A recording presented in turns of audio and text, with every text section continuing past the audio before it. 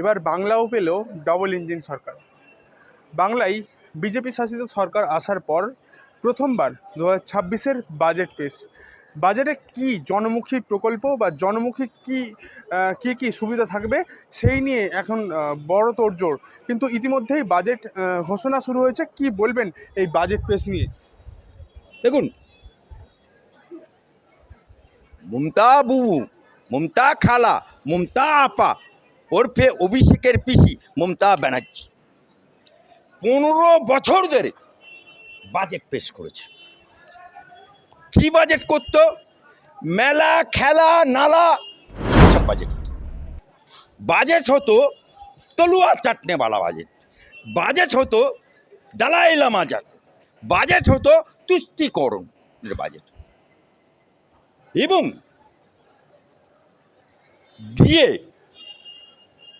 দিয়ে মমতা ব্যানার্জি বলেছিল সরকারি কর্মচারীদের, আরে কুত্তা কামাবে কায়া ভোক্তা হয়, দিয়ে আমার মন চাইলে দিতেও পারি, নাও দিতে পারি।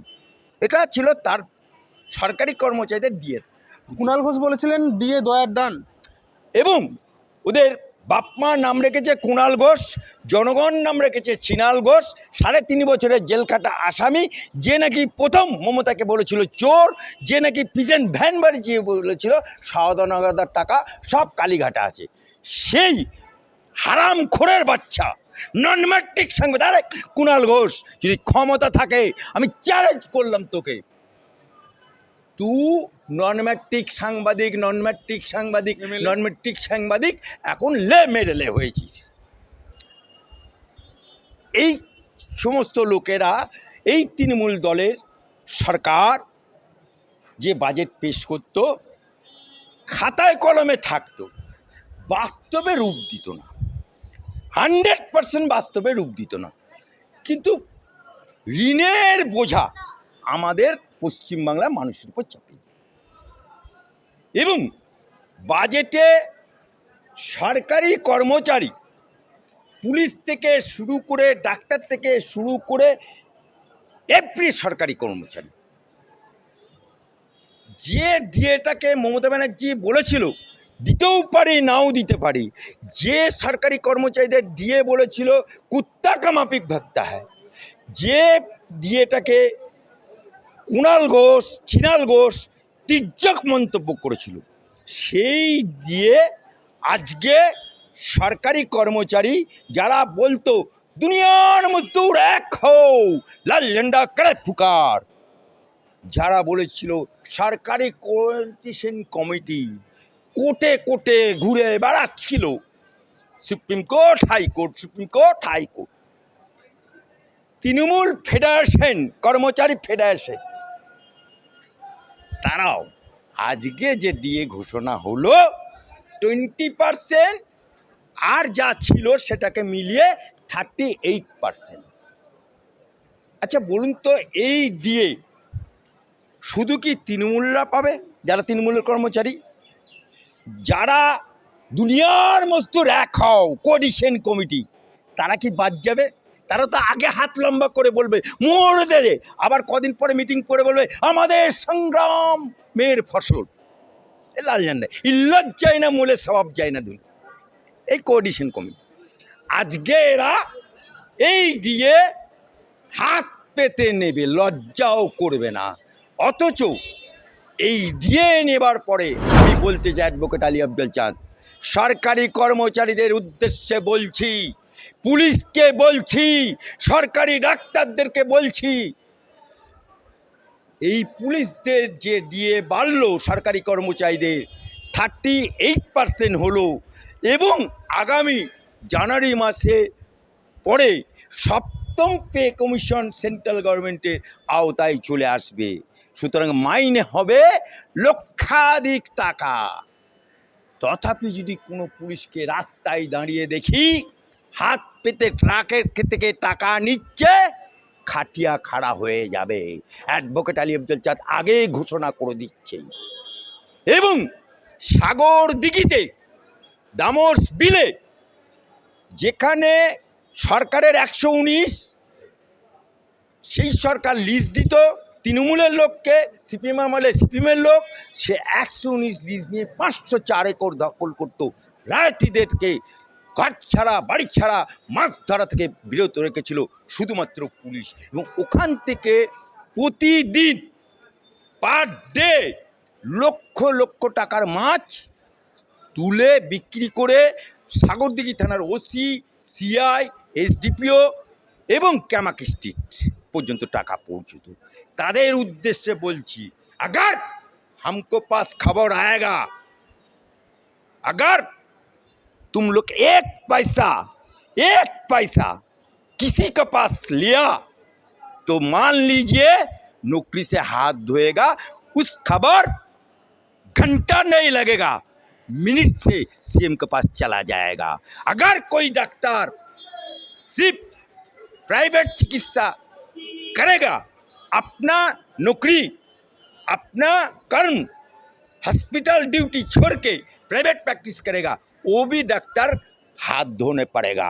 अगर कोई टीचर से जो भी टीचर हो, जो स्कूल का हो, अगर ये 38% দিয়ে পাওয়ার পরেও যদি সে স্কুলের পড়ানো পাশাপাশি प्राइवेट ट्यूशनी करे, उसको खबर अगर मिलेगा तो घंटा नहीं लगेगा, मिनट में ही उसका नौकरी से हाथ धोने पड़ेगा। और সমাজের এমন কোনো স্তর নেই, আইসিডিএস থেকে শুরু করে আশাকর্মী থেকে শুরু করে এমনকি সিভিক ভলেন্টিয়ার, যাদেরকে সিভিক ভলেন্টিয়ার বলা হয়, মমতাবাবু বলতো খবরিলাল, তারা কি করতো? গ্রামে খবর সংগ্রহ করতো। কি কে কংগ্রেস করে, কে সিপিএম করে, কে বিজেপি করে, কে আরএসএস করে, কে মুসলিম রাষ্ট্র সমাজ, এই খবরটা সংগ্রহ করে ওসিকে দিত। আবার এমন এমন সিভিক ভলেন্টিয়ার আছে যারা ডাইরেক্ট মমতা ব্যানার্জির সাথে কথা হতো, আমার কাছে প্রুফ আছে। ওসিকে বাদ দিয়ে সিভিক ভলেন্টিয়ারকে মমতা ব্যানার্জি ফোন করতো। সেই সিভিক ভলেন্টিয়ারদেরও আজকে মাইনে বাড়লো, নার্সদের মাইনে বাড়লো, এমনকি সমস্ত স্তরের মানুষের বেকার যুবকদেরও বাড়লো, এবং বিধবা ভাতা বাড়লো, এবং অন্নপূর্ণা যোজনার টাকা বাড়লো। আর কি বাকি রইল? অনেকে বলছে সংখ্যালঘুদের কমিয়ে দেওয়া হলো। যারা এটাকে নিয়ে সমালোচনা করছে, উংলি করছে, রাজনীতির রং দেখছে, ধর্মীয় আধারে নিতে যাচ্ছে, আমি অ্যাডভোকেট আলী আফজাল চাঁদ সৈয়দ বংশের ছেলে, আমি তাদের উদ্দেশ্যে বলি, নোট করো যদি বাপের বেটা হয়, আর তা না হলে বাগানির মতো হবে যে ইউটিউবার করছো, তা না হলে মোফাজ্জল ইসলামের মতো তোমাদের অবস্থা হবে, তা না হলে শাহজাহানের থেকেও বড় খারাপই তোমাদের কপালে লেখা আছে, জাহাঙ্গীর খানের থেকেও খারাপই হবে তোমাদের। এই কারণে বলছি, মমতা ব্যানার্জি কী করতো? সংখ্যালঘুদের 61% করে দিল ভোটমুখী বাজেট। এখন তার ভাই ভোট নেই, ভোট পরবর্তী বাজেট, ভোট পরবর্তী সে যখন হবে, ভোট পরবর্তী বাজেট, তাহলে এই বাজেটে সংখ্যালঘুদের কমিয়ে দেওয়া হলো বলছি তারা। আমি তাদের উদ্দেশ্যে পরিষ্কারভাবে এসেছি, কান খুলে শুনে নাও, বাগানি হবে না মোফাজ্জল ইসলাম হবে না জাহাঙ্গীর খান হবে, চিন্তা করো ইউটিউবরা, চিন্তা করো আওয়াজ তোলনেওয়ালারা, চিন্তা করো সিপিএমের লোকেরা, চিন্তা করো কংগ্রেসি লোকেরা, চিন্তা করো তৃণমূলীরা। কেন বলছি? মমতাবাবু কী করতো?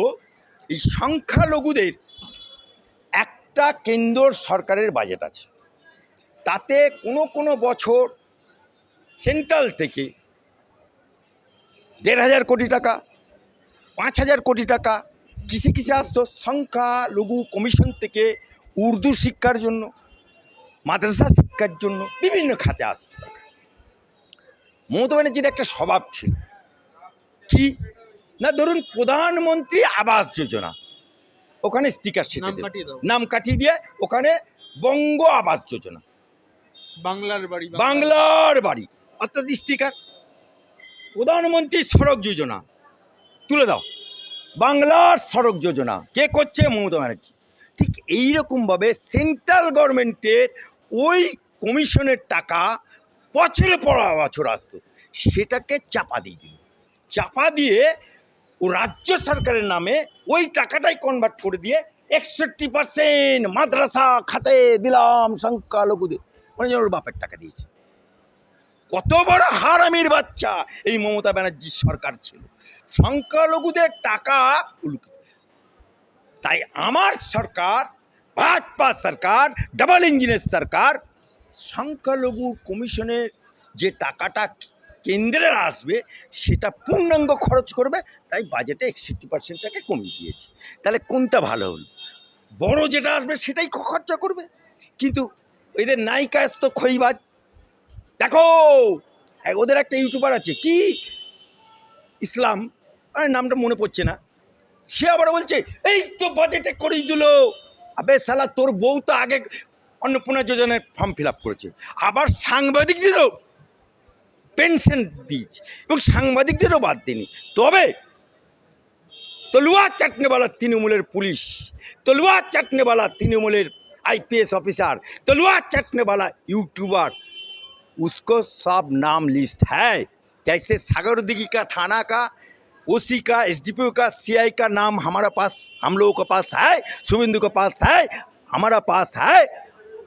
जैसा अभय कांड में खाता खोला विनीत गोयल से लेकर के 3 गो ऑफिसर सस्पेंड हुआ, ऐसा ही ये लोगों को सस्पेंड होना जरूरी हो गया।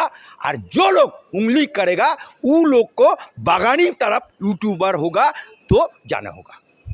অর্থাৎ 2026-এর বিধানসভা নির্বাচনের পরবর্তী যে বাজেট, তাতে কিন্তু সংখ্যালঘু থেকে সংখ্যাগুরু কাউকে বাদ দেওয়া হয়নি এবং সকলকে সমানভাবে দেখা হয়েছে বিজেপি সরকারের তরফ থেকে, এমনটাই বলছেন আইনজীবী আলী আফজাল বাবু। তবে একটা বিষয় যেখানে কিনা এটাও তিনি স্পষ্ট করছেন যে কোনোভাবেই দুর্নীতি করলে সরকারি কর্মচারীরা কোনোভাবেই রেয়াত করা হবে না, এবং তিনি বলছেন যে মহিলা থেকে যুব এবং বৃদ্ধ সকলেই এই রাজ্যের যে বিভিন্ন প্রকল্পের মাধ্যমে তারা আর্থিক সুবিধা পাবেন। এর পাশাপাশি আফজালবাবু আরও একটা প্রশ্ন করব, যেখানে কিনা যে 1 জুন থেকে যে বাসে, সরকারি বাসে কিন্তু মেয়েদের ছাড় দেওয়া হয়েছে, সম্পূর্ণ বিনামূল্যে যাতায়াত করতে পারবে মহিলারা। মহিলাদের সরকারি বাসে উঠলেই সে হিন্দু হোক, মুসলমান হোক, ফাতেমা বিবি হোক, অরুন্ধতী চক্রবর্তী হোক, আর যে হোক, তার ভারতীয় হলেই তার ফ্রি যত দূর যাবে বাসটা বা তার গন্তব্য যেখানে হবে সরকারি বাসে এবং নিরাপদ নিরাপদ সুরক্ষা। এই মমতা বাবুর মতো সরকারি ডাক্তার আরজি করে এসে হাসপাতালে রুগী দেখতে এসে রেপ হবে না, পাকিস্তান ঘটনা ঘটবে না, তামান্না খুন হবে না, ऐसा বাবু নেই হোগা। আর মমতা বাবুর আমলে যে তুষ্টিকরণের রাজনীতি,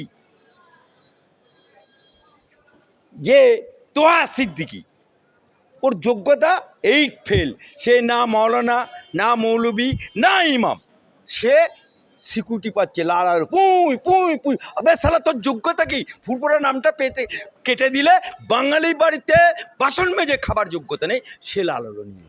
ऐसा हम लोग होने नहीं दूंगा। আর এই মমতা বাবুর সরকার, এই মমতা খালার সরকার, আজকে যে মুসলমানদের দুর্দশা, চাকরি 0.5%, সেই জায়গায় কিছু মৌলানা তোহা সিদ্দিকি এবং কাসেম সিদ্দিকি এবং গ্রন্থাগার মন্ত্রী সিদ্দিকুল্লাহ, বাইরন বিশ্বাস,